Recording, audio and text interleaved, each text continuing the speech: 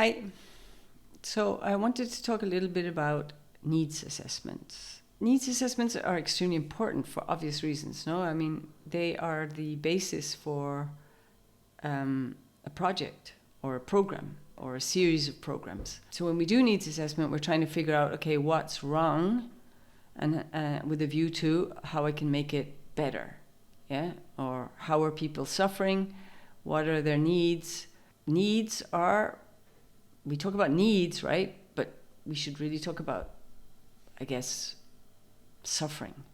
This is kind of philosophical, no? But if you talk about a population whose village has been burnt down, right? And they are displaced to 100 miles away, 100 kilometers away or whatever, and they had to leave suddenly, and we go and we try to do a needs assessment of this population. Maybe there's 10,000 of them. Yeah, it's a small population. We'll be thinking about what they need, right? But, I mean, is that really like kind of what we should be doing? I mean, if we know that a population's village has been burned down and they've had to go 100 kilometers away and they don't know when they're going to go back, do we really need to send a team to ask them what they need or to observe what they need? I mean, if we look at it, if you had suddenly, your house was burned down and you had to move 100 kilometers away and live in a field, what would you need? We know that already, right? But then you could think, okay, no, I don't know that because I don't know what they have. Does it matter? Does it matter if from your burning house you took a saucepan? Or maybe your needs would be more psychological because you're suffering. Maybe you lost somebody in that attack. Maybe you were scared. No? So typically, when we go to a population who has suffered an attack on their village and has to leave their homes, we often are focused on the intangibles. We are often focused on the tangibles, the things they need. Saucepans, cooking materials, tarpaulin for temporary shelters, buckets or jerry cans to collect water, soap. And that's good. But I don't think we need to assess the needs to figure that out, right?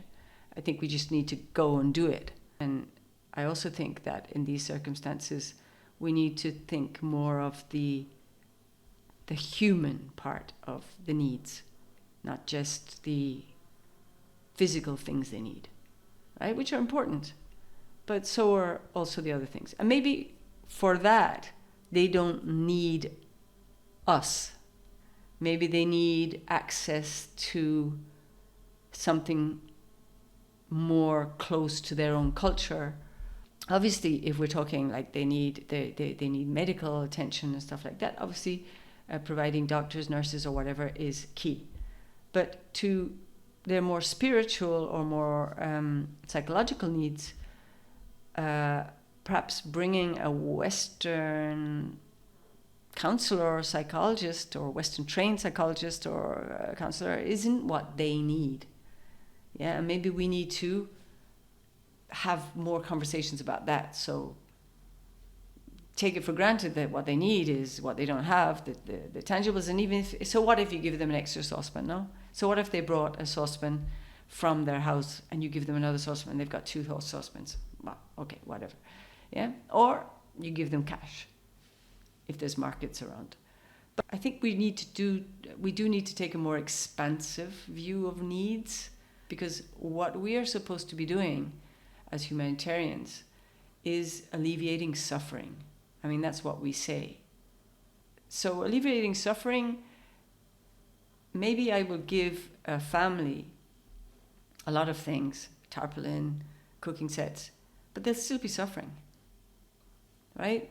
They'll be suffering loss, they'll be suffering anxiety, they'll be suffering fear, whatever, trauma. Maybe some of them were raped, and maybe we won't even know it. So if we are truly, as humanitarians, there to alleviate suffering, we have to, I think, consider suffering in a more expansive way. And I know that's hard, but I think it's important.